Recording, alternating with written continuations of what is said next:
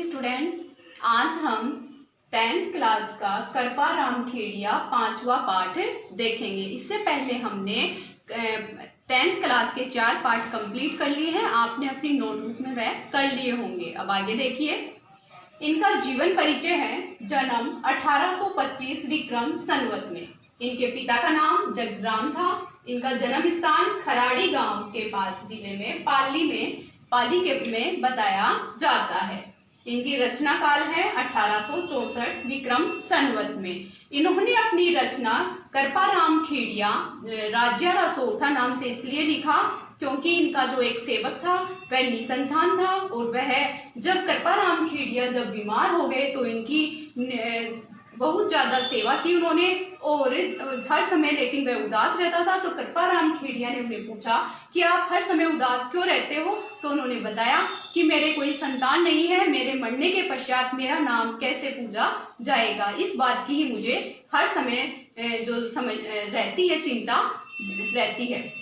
इसलिए कृपा राम खेड़िया ने उन्हें आश्वासन दिया कि मैं अपने ही सोठों में तुम्हारा नाम देकर उसे तुम्हारे नाम को अमर कर दूंगा। इसीलिए उन्होंने अपने रचनाओं में राजियारा सोठा नाम देकर उसे संबोधित किया है। तो अब देखिए, पहला जो है इनका सोठा वो देखते हैं। गुण अवगुण जिण गांव सुने न कोई सांभले, उन नगरी बिच नाव रोही आछी राजिया। अब देखिए, गुण और अवगुण अर्थात आपके जो गुण है और अवगुण है, यानी आपकी बुराइयां हैं और आपके जो अच्छे गुण हैं, वह जिन गांव जिस गांव में सुने न कोई भी नहीं उन पर ध्यान नहीं देता, अर्थात गुण और अवगुण दोनों एक ही समान मानते हैं।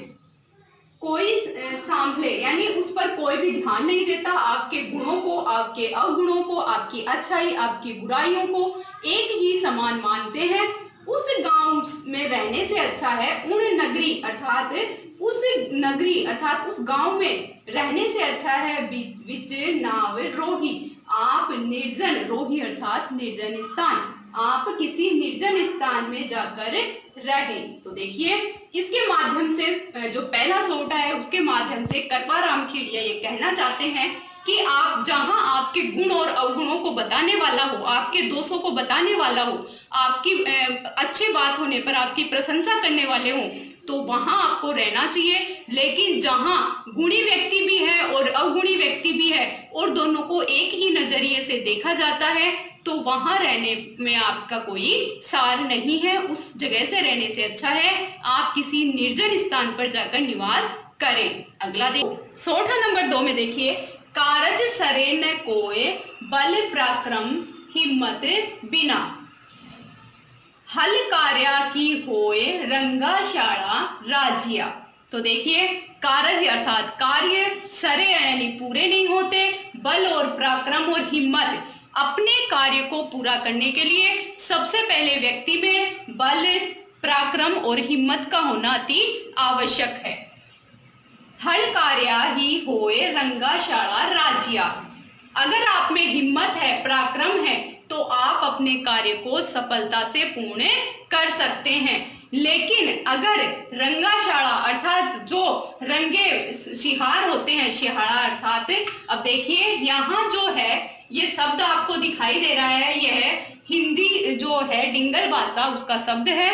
यहाँ जो ये शब्द है इसमें लय और ण की मिले हुए 2 शब्द से ये शब्द बना है, लेकिन जब इसका उच्चारण किया जाता है तो शाला अर्थात इस प्रकार किया जाता है, लेकिन इसमें ल के अंदर ण की मिला हुआ होता है। आगे देखिए, लेकिन हल कार्या की होए रंगाशाला राजिया, लेकिन अगर आपको रंगे सिहार जो व्यक्ति है वो क्या करता है, सिहार अर्थात सिहार चतुर होता है, लेकिन उसमें इतना पराक्रम, उसमें इतनी हिम्मत नहीं होती कि वो आगे आए। क्यों आगे नहीं आना चाहता वो? क्योंकि उसे असफलता का भय रहता है और असफलता के कारण वह आगे नहीं आना चाहता। वह ये नहीं चाहता कि मैं सफल हूं। सफल होने के लिए बल, पराक्रम और हिम्मत अति आवश्यक है, लेकिन उसमें बल और पराक्रम, हिम्मत नहीं है। इसीलिए वह आगे आकर आप उसे कितनी ही चुनौती क्यों न दे आगे आने के लिए, लेकिन फिर भी वह आगे आकर उस कार्य को पूरा नहीं करेगा। तीसरा सोठा देखिए, मिले सिंह बन माह किण मिर्गा मृगपत कियो, जोरावर अति जाह रहे उड़द गद राज्या। देखिए फिर ये वही शब्द है, क्योंकि ये डिंगल भाषा का है और ये राजस्थानी जो कृपाराम खेड़िया हैं वह प्रथम राजस्थानी कवि हैं। उन्होंने अपनी इस कविताओं में, अपने सोठों में ऐसे ही शब्दों का प्रयोग किया है। तो यहाँ भी मिले अर्थात ल का जब हम उच्चारण करते हैं तो ल ध्वनि निकलती है, लेकिन फिर भी इसमें ल और ण मिला हुआ है। जब इसका विच्छेद करेंगे तो ल और ण मिला हुआ है इसमें। आगे देखिए, मिले सिंह बन माह, सिंह अर्थात सिंह, सिंह को किसी ने भी मिर्घा मृगपत अर्थात पशुओं का राजा उसे किसी ने भी घोषित नहीं किया।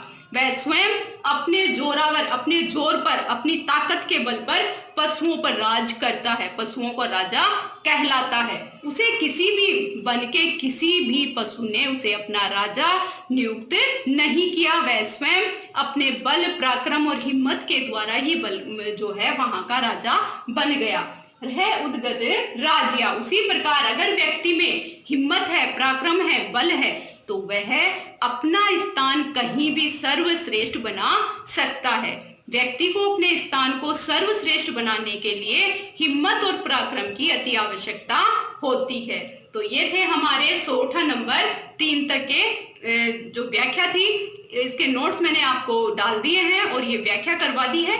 आगे के वीडियो में हम आगे की देखेंगे। धन्यवाद।